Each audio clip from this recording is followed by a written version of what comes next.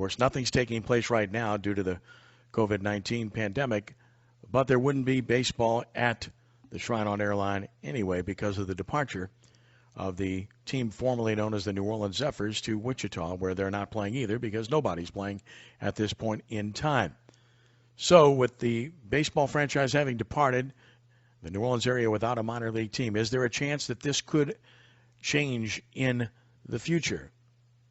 Well, let me go on record as saying I certainly hope so.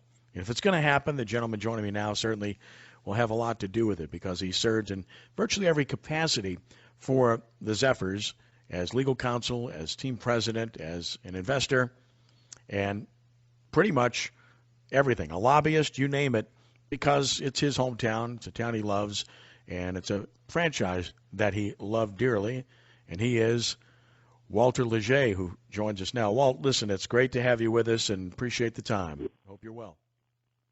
Hey, Ken, that's fantastic to be with you. Thanks for having me. And by the way, you missed my favorite title as a member of the New Orleans Zephyrs, and that is public address announcer. Well, of course. How can I miss that? In 1993-94, the first year or two we were here. Yeah, the problem I have with that is I got headphones on and I'm broadcasting the games, so I can't hear much of anything going on except for talking at the time and having, in, say, 93, that would have been Bruce Miller doing the games with me and talking in my ears as well, and then ultimately my dear friend Ron Swoboda. But listen, those were incredible times. I mean, I'll never forget the first games, the road trip to Indianapolis and Louisville. Got rained out the first few days in Indianapolis. Had to sit there and wait, and because of rainouts, finally got to play. And remarkably, that team goes 5-0 on that first road trip. And we come home and we get there, and Chris Bando's the manager. He's a wonderful guy, and he's talking to all these veteran players. He said, guys, don't pay attention to what it looks like in terms of where we're playing or what we're doing. We just want you to be positive, and we want you to understand that there's going to be a great future and everything else. And I'll never forget that first day arriving there, and they see, a snow fence down the outfield line and a college facility with complete and total respect to the University of New Orleans. This, of course, is nothing like what players who had played in the majors would expect, or certainly players on the AAA level. It was kind of an eye-opening experience, to say the least. It was indeed, Ken. Those were interesting times. And, of course, for us, who had been involved in bringing the team, not only by us yet, from Denver, this was suddenly professional baseball, and it was a big deal for us. I guess little did we understand the players' reaction. In fact, my son, Walt III, who was a state representative and Speaker Pro Tem in the House, who was only 12 years old at the time, he and little Robbie Kuick, Rob's son, were the first bat boys for the New Orleans Zephyrs. And Walt worked the visitors' locker room, and he said when the visiting locker room was not near the stadium, it was over in the basketball arena. It was in the arena, and it was in the women's basketball locker room, painted pink with what do you call it, makeup lights all over. And he said visiting players were not in the best frame of mind when they arrived. No, they were not amused, and they were not happy, and sometimes it affected their play, and sometimes they took it out on you. So it just depended on who it was. That's right. Those were amazing times, and kudos to John DQ for bringing the team here and Rob Kuick for helping make that happen. And for Rob helping make it happen. That's right. Yeah. 1997, the team moves to Metairie, of course, to Zephyr Field, and I'll never forget that opening day too. We're sitting there sweating out whether the keys are going to be turned over like 2 hours before game time. That's exactly right. Well, what an interesting legacy. Right. That did happen, and it was a great night, and they won the game 5-1, and it was an amazing year. Matt Galante stepped in and managed that team after Steve Swisher quit abruptly, and Matt did a great job and loved it here, still does, and talks with me all the time. And then, of course, the following year, attendance records are set as well in 98, and the team is on to the AAA World Series, won the inaugural World Series, drawing over 500,000 fans. This was the epitome of minor league baseball, and I think people need to recognize that if they don't remember those days, because those were special times. those are incredibly special times. When you're right, when we moved into the stadium had not been delivered by the contractor on opening day. We had a sellout crowd. We had the governor. We had all kind of public officials. I think 78 people threw out first pitches. We had spectacular news media coverage. It had poured down rain earlier in the day. The rain stopped. The field drained at the time in time for us to start. And we literally had an attorney waiting at the courthouse if the contractor wasn't going to deliver the stadium to us for occupancy. We were prepared to file and request an injunction to order that it be delivered to us, or mandamus that it be delivered to us so that we could play baseball. Didn't happen. Played the game, had a terrific season, and had a great time. And really, we were treated by the media and the people like it was Major League Baseball here in New Orleans at the time. It was great times for baseball. Walter Leger with us talking pro baseball in New Orleans. So we fast forward to where we are now, and people ask me all the time because of my involvement with the product and also with the deep passion I have for it to this day. Why? What's the reason? How does this happen? And I think it's a confluence of circumstances that brought us to this place and time. And you can step in any time and correct me or stop me, but I think it was a combination of everything. Certainly the presence of two major league franchises in the market definitely impacted attendance, and it impacted sponsorships. This facility, even when it opened, wasn't a great facility. It was a good facility, but it was built. There's the old saying, you get what you pay for. And it was not built for an expensive price, so it aged fairly quickly. The affiliation, most recently, quite candidly, hurt significantly because, frankly, it was the worst affiliation in minor league baseball because nobody cared about the major league team, and there were no ties that bind whatsoever. And if you go to Miami, and I have been to see a Marlins game there, nobody cares about the product there. So, and then, of course, you add on the fact that you had the affiliation, the fact that, you had out-of-town ownership. I don't mind going there at all, and that's not a criticism of the gentleman that owned this team. The fact of the matter was they were from out of town, didn't live here, and didn't spend much time here, and therefore didn't have much skin in the game, so to speak, or the political connections necessary to get what needed to be done. And you could argue about promotions not being as good or the marketing not being as good, whatever the case may be. I think it all kind of conspired to put us where we are right now. Is there anything I missed there, or would you correct me on anything? No, I think you hit the nail on the head. A lot of things transpired. Of course, we had a group of local owners that bought the team in 1995, and then we moved into the stadium, and we were really you're right, on the top of minor league baseball.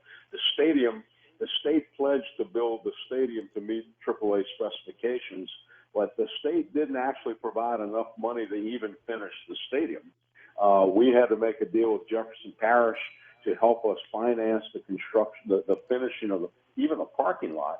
The outfield was not completed. We paid with our money for a scoreboard in the outfield. We probably spent about half as much as the state spent on the stadium of our money in helping finish the stadium, which was not, when you were looking over the Saints, we all love the Saints, but the state has always pretty much taken care of that, that stadium and done everything it could to help them out. We kind of, we're not treated as well, but we did well and we did great. And that's where we're outdrawing the Saints for several of our first seasons at the Shrine on Airline. We eventually sold the controlling interest to he was original partner with us, Don Beaver, great guy, great minor league baseball guy. At one time owned 5 teams. A lot of things happened in his life. He lost, didn't quite give this team the attention it needed and certainly deserved. And then Katrina hit in 2005, right at the end of our season. The Zephyrs stayed while the other 2 teams were gone. The next, but continued to stay. Now, but I will say this, I think one of the major causes of difficulties for Don once he took over the team was when the Hornets came to New Orleans. The Saints, it wasn't a matter of competing with the Saints. It was a matter of coexisting in the off season, us playing and them playing in a different season. When the Hornets came, though, the seasons overlapped, and they actually, we were competing with them for advertising dollars, and that was very difficult with out of town ownership, and it became and in minor league baseball, you got to have games, and you got to have people coming there, and you got to sell advertising, and there's no real television revenues to offset other things. So there were a confluence of factors, and then Don sold a controlling interest to another group, the group that came in here, really also great baseball people, and did some great things initially, but still competing with two big league teams, and also again outside ownership, just not the passion, the connection to the community, and otherwise. And then they were offered a tremendous deal by the city of Wichita, which I mean, you couldn't really, from a business perspective, you couldn't argue their business decision. The city of Wichita has built them, and I've seen it. I went to it several months ago, an $85 million Taj Mahal for a minor league stadium. I mean, our state spent $23 million in Zephyr Field. Right. This is $85 million, and they got 25 acres of land to develop on the river in Wichita. Wichita's got no competition for professional sports. They've got Wichita State University, but that's not really, and the city of Wichita is the same size as population-wise as the city of New Orleans. Of course, no suburb like Jefferson, St. Tammany, St. Bernard, and otherwise. But so there was a confluence of things. I don't think it's for a lack of baseball fans. Some people would argue the name change didn't help. I'm just not even going to touch that. I'll certainly make that argument, yes. That would be an understatement, but proceed, yes. You and I both have trouble saying the name. Don't say it. Yeah, I don't say it. But so yeah, a lot of things happen, but we believe there is still a market for baseball.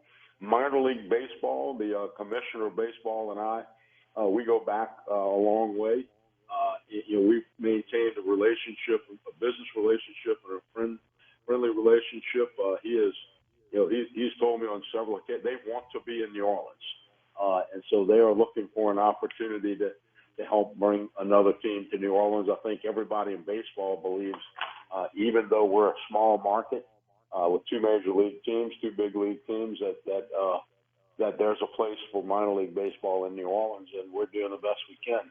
We've been fortunate, Ken. Your commitment and your enthusiasm for baseball, I think, will be a big factor on us, one, getting the team, two, maintaining the team, and three, making it successful. Also, months ago, while we're trying to keep the enthusiasm up, we got a boost from a famous sports figure and really a great citizen, Arnie Filko, has kind of joined the ranks of those of us that are trying to bring baseball back. And if I know you know a lot about Arnie. Arnie was originally the president of the Southern League, which is a AA team of baseball, which is places like Jackson, Mississippi. It was Mobile, Pensacola, Jacksonville, Jackson, Tennessee, and basically kind of a Southeastern Conference model of AA baseball, and really was involved in helping bring a team here in connection with Tom Benson when John DQ brought the AAA team here and it trucked the AA team.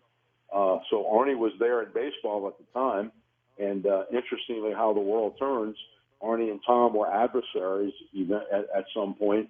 But then Tom hired Arnie to be vice president of administration. Arnie negotiated some spectacular deals for the New Orleans Saints, and then then things time marched on. Arnie's back in New Orleans and excited about baseball and really enthusiastic about wanting to help promote it and help bring it back.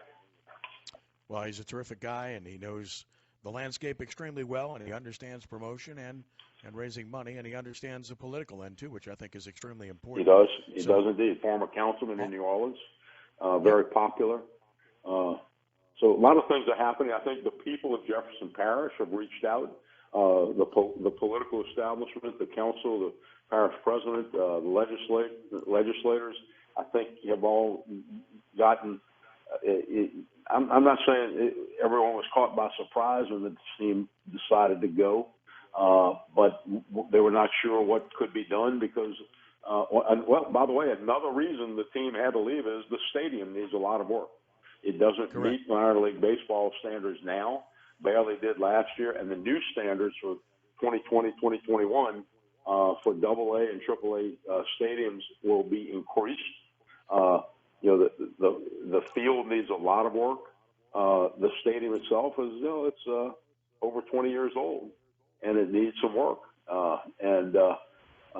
The governor, by the way, has expressed support, and I think there's a universal desire to bring baseball back. It's a matter of will there be a team available, and it's got to be in the Southern League, I think, geographically, yes. and will the state do what it needs to do to get a team financially? Yep. Yeah, there is a group. There is a group. I'm not, at liberty to disclose their identities, but some very active people in the New Orleans area that have sufficient funds to purchase a team and operate a team, that are enthusiastic baseball people that recognize the difficulty of making it work, but understand investment, hard work. The love of New Orleans and Jefferson and St. Bernard and St. Tammany and St. Charles and the region, can drive a lot of hard work in getting this team here, number one, and two, making it successful. Well, that's music to the ears. A couple of minutes left with Walter Leger. Walter, do you think, I guess the question would be, how realistic is it to expect that a team could be here? And if so, we know Southern League is the answer. When would be the most likely scenario? What I would tell you is before the coronavirus, the commissioner of minor league baseball was calling me. I didn't have to call him. He was calling me regularly. Just let me know things are moving. But they had some distractions. The major leagues has in renegotiating their player development agreement decided they wanted to eliminate a bunch of single A teams that played in poor stadiums with poor attendance. And ultimately, it looks like that may happen. That will not affect AA or the teams that we're interested in. But nonetheless, that distracted them. We were very close, I believe, to a team being available, and certainly the desire by AA baseball to come here. Now, we kind of lost touch when the coronavirus thing happened because that closed baseball and all of sports are down everywhere. But we've had recent conversations in the last couple of weeks telling me not to give up. And the hope was, honestly, the goal was to get a team here by next year. And what we would have to do is get the stadium fixed by next year. And I explained to him that means the legislature's in session. There's got to be money put in the capital outlay budget in this session of the legislature to be able to get that done. There was money in the budget last year. Of course, it wasn't going to be spent unless we knew we were going to have a team this year.